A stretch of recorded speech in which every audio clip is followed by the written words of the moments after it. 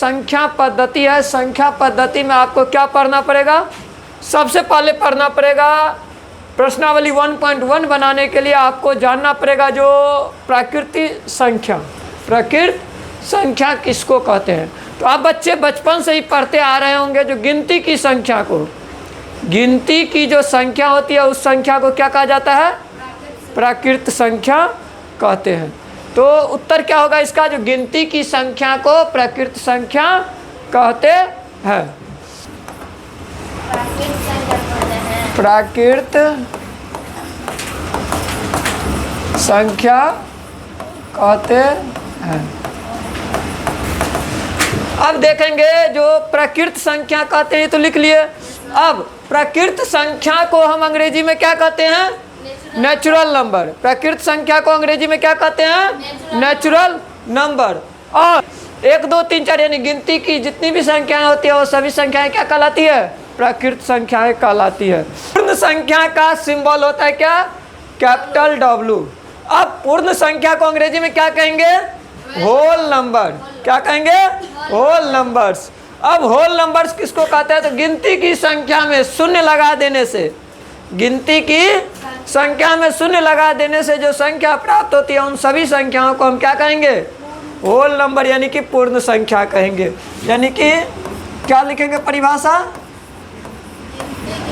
गिनती की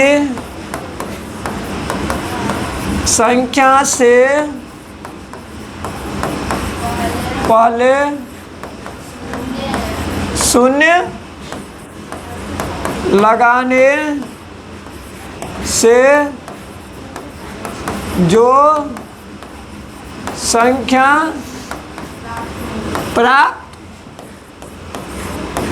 होती है उसे क्या कहते हैं? पूर्ण संख्या कहते हैं। लिख लिए। अब आप देखेंगे इसको जो जैसे, तो गिनती की संख्याएं क्या सब है? 1 2 3 4 डॉट डॉट डॉट, है ना। इसके पहले हम क्या करेंगे? कॉमा दे करके शून्य लगा दिया। अब ये क्या बन गया? पूर्ण संख्या बन गया। अगर इस शून्य को हटा देंगे तो ये कौन सी संख्या बन जाएगी? प्राकृत संख्या। अगर इसमें हम यदि शून्य लगा दे तो ये कौन सी संख्या बन जाएगी? क्या बनेगी? पूर्ण संख्या। लेकिन अभी इसमें शून्य नहीं तो ये कौन सी संख्या है? प्राकृत संख्या। तो आप बच्चे को समझ में आ गया जो किसको प्राकृत संख्या कहते हैं, किसको पूर्ण संख्या। यानी गिनती की संख्या को हम क्या कहेंगे? प्राकृत संख्या कहेंगे। और पूर्ण संख्या किसको कहेंगे? गिनती की संख्या में शून्य लगा देने से जो संख्या प्राप्त होती है उसे क्या कहेंगे? पूर्ण संख्या कहेंगे। समझ गए? अब यहाँ पर तीसरा टॉपिक है आप बच्चों के सामने जो पूर्णांक। पूर्णांक का सिंबल क्या होता है? जेड होता है। पूर्णांक का सिंबल क्या होता है? जेड। पूर्णांक कहते किसको है? हमें शून्य भी शामिल हो, धनात्मक संख्या भी शामिल हो और ऋणात्मक संख्या भी शामिल हो, उसे हम क्या कहेंगे? पूर्णांक कहेंगे। जैसे कि बीच में दे दो शून्य, दे दिए।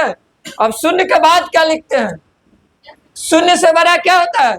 1 2 3 4 5 होता है ना। Comma 1 comma 2 comma 3 comma 4 comma dot dot dot है। और शून्य से छोटा क्या होता है?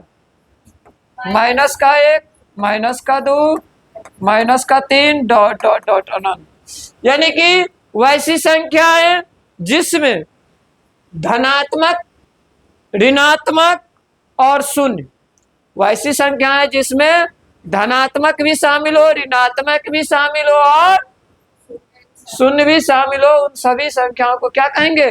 पूर्णांक कहेंगे। क्या कहेंगे? पूर्णांक कहेंगे। कोई दिक्कत से ही पढ़ते आए होंगे पचमा छठा से जो परमेय संख्या किसको कहते हैं। तो ये तो जी पे रटा रटा होगा जो वैसी संख्या है जो P/Q के रूप में हो और P और Q क्या हो?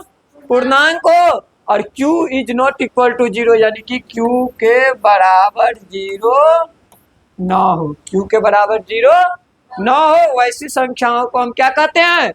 परिमेय संख्या कहते हैं। कोई भी संख्या अगर परिमेय संख्या होगी तो उसके लिए कितना कंडीशन है? तीन कंडीशन होना अनिवार्य है। वो तीन कंडीशन क्या सब है? सबसे पहला कंडीशन है जो वो P बट्टे Q के रूप में हो, यानी कि P बट्टा Q के रूप का हो। और दूसरा कंडीशन क्या है? P और Q क्या हो? P और Q क्या हो? पूर्णांक। और तीसरा कंडीशन है जो Q के बराबर कभी भी जीरो न हो। Q के बराबर कभी भी जीरो न हो। परिमेय संख्या होने के लिए कितने चीजें होना आवश्यक है? तीन चीजें होना आवश्यक है, तभी वो संख्या है परिमेय संख्या कहलाएगी। वो तीन चीजें क्या सब है? सबसे पहला कंडीशन है जो P बट्टे Q के रूप का हो, यानी कि P बट्टा Q के रूप में, यानी अंश बट्टे हर के रूप में हो। दूसरा कंडीशन है कि वो जो दिया गया संख्या वो पूर्णांक के रूप में हो, पूर्णांक के रूप में हो। और तीसरा कंडीशन है जो Q के बराबर, यानी कि अंश बट्टा हर होता है ना, तो Q कहाँ है? हर में है ना, तो हर कभी भी शून्य न हो, हर कभी भी शून्य न हो, तो वो कौन सी संख्याएं कहलाती है? परिमेय संख्याएं कहलाती है। समझ गए आप बच्चे? हमको कह देगा जो कोई भी दो संख्या, कोई भी दो संख्या के बीच का परिमेय संख्या ज्ञात कीजिए। जैसे अगर हमको दो संख्या दे दे 5 और 6, या कोई भी दो संख्या दे दे, यहाँ पर हम 5 चलिए, आपको जो इच्छा वो ले सकते हैं। कोई भी दो संख्या दे दे और उस दोनों संख्या के बीच का परिमेय संख्या निकालने के लिए कहेगा, तो वो फॉर्मूला से सॉल्व होगा। वो दो संख्याओं यानी कि x और y के बीच में परिमेय संख्या बराबर क्या होता है? x प्लस वाई बट्टा 2, x प्लस वाई बट्टा 2। तो x प्लस वाई बट्टा 2 होता है। तो ये 5 और 6 के बीच का दो परिमेय संख्या कैसे निकालेंगे? एक को x मान लेंगे, दूसरे को y मान लेंगे, यानी कि x बराबर 5, y बराबर 6, x बराबर 5, y बराबर 6। और लिख देंगे जो 5 और 6 के बीच का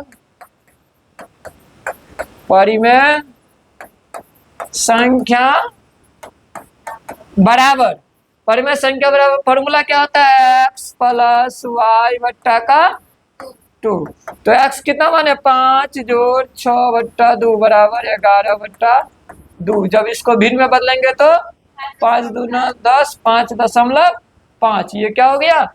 परिमेय संख्या हो गया। अब इसको संख्या रेखा पर कैसे दर्शाएंगे? संख्या रेखा पर दर्शाने के लिए क्या करेंगे? एक इस तरह से रेखा खींचेंगे, स्केल की सहायता से एक रेखा खींचेंगे। एक लाइन, दो लाइन दे दिए ना। अब यहाँ पर लिख दिए 5, या 1 2 3 4 करके दर्शा दिए, यहाँ पर लिख दिए 6। और इसके बीच का पॉइंट जो है वो बीच का पॉइंट हम परकाल की सहायता से काट करके ले लिए, और ये बीच का जो पॉइंट निकला ये क्या हो जाएगा? 5.5। समझ गए? ये संख्या रेखा पे भी हम दर्शा दिए। इसी को बोलते हैं दो संख्याओं के बीच का परिमेय संख्या ज्ञात करना। परिमेय संख्या ज्ञात करने के लिए तो कैसे बनाएंगे? फिर तो फॉर्मूला हमारा यहाँ पर फ्लॉप हो गया ना, फॉर्मूला काम यहाँ पर नहीं करेगा। फॉर्मूला काम कब करेगा? x प्लस वाई का जब बीच का कहेगा तभी। लेकिन यहाँ पर तो कर रहा है 5 गो। तो क्या करेंगे आप बच्चे? मेथड 2, आप बच्चे सबसे पहले भिन्न के रूप में बदल देंगे। क्या करेंगे? भिन्न के रूप में बदलेंगे। 4/1 और 5/1 कर दिए ना। अब क्या करो, देखो इसका भी हर बराबर है, इसका भी हर, दोनों भिन्न का हर क्या है? बराबर है। लेकिन इस बराबर रहने से तो नहीं ना होगा। 4 है, 4 के तुरंत बाद 5 है, गैप है किसी के बीच में? नहीं है। तो आपको गैप लाना पड़ेगा। गैप लाएंगे तभी ना अगला निकालेंगे बीच का। तो गैप लाने के लिए क्या करो? हमको पूछ रहा है 5 गो ना, तो 5/5 से भी गुना करेंगे तो भी निकल जाएगा। लेकिन हमको 10 गो निकालना है। 10 गो निकाल करके और 5 गो जो मन होगा वो लिख देंगे। क्या करेंगे? 10/10 से गुना कर देंगे। क्या करेंगे? 10/10 से गुना करो। 10 चौका 40/10 और 5 से 50/10 हो गया ना। अब क्या करो? 40 और 50, देखो 40/10 और 50/10, इस दोनों के बीच में गैप है कि नहीं है? है ना। इसके बीच में कोई ना कोई संख्या होगी ना। क्या सब होगी? 10, 49/10 10,50 बटा पूछ रहा है कितना 5। हम निकाले कितना 10, हमको 5 को चाहिए ना, तो शुरू से आप बच्चे क्या करो 5 को ले लो, लिख दो जो 4 और 5 के बीच 5 परिमेय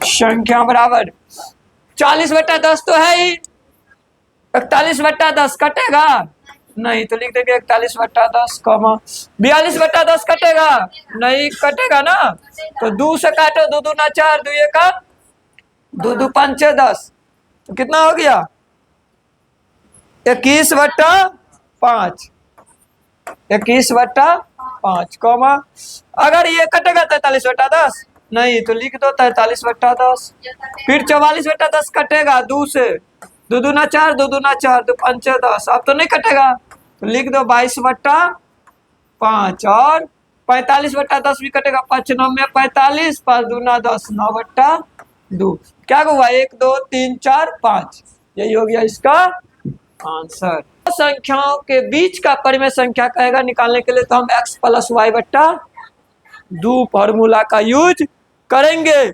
लेकिन जब 2 1 से अधिक कहेगा, बीच के अलावे छोड़ करके कहेगा 5 को निकालिए, 2 को निकालिए, 10 को निकालिए, तो किसका यूज करेंगे, इस फॉर्मूले का यूज करेंगे। ध्यान देंगे आप, एक चीज और नोट में लिख लेंगे आप लोग, तो संख्या है उसके बीच में कितनी परिमेय संख्या निकल सकती है, अनंत, यानी कि 1 से अधिक निकल सकते हैं, उसको कोई गिनने का नहीं है, यानी कि कोई भी गिन नहीं सकता है। तो उसको कैसे लिखेंगे, सब भी 2 संख्या दे दिया है ना, उसके बीच का निश्चित नहीं है जो 5 को निकलेगा या 10 को निकलेगा।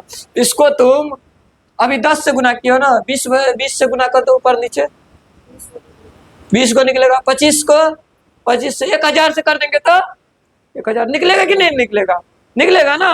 तो इसलिए कहा गया जो कि भी कोई भी 2 संख्याओं के बीच में सीमित परिमेय संख्याएं नहीं निकल सकती, अनंत परिमेय संख्याएं निकलेगा। तो आज यहीं तक, आप बच्चे आगे के वीडियो के लिए हमसे जुड़े रहें। अगर आप इसी तरह से सीरियल वाइज पढ़ना चाहते हैं तो एक्सरसाइज वाइज मिलेगा आपको। ये था हमारा पार्ट 1, क्या था पार्ट 1। तो आप बच्चे इससे जुड़े रहें, जिससे कि आपको इसी तरह से पार्ट बाय पार्ट वीडियो मिलता रहे। बहुत बहुत धन्यवाद।